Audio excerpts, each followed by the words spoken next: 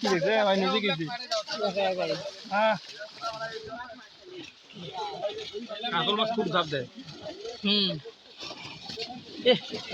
বিশাল একটা কাতলা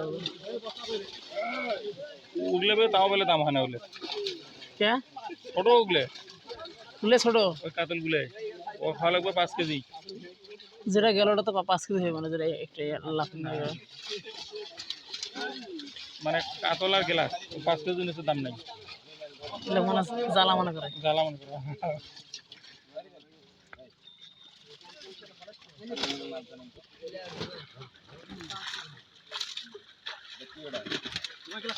অল্প করে মাছ নিয়ে যাও মরি যায় কয়েকটা ভাসি আছে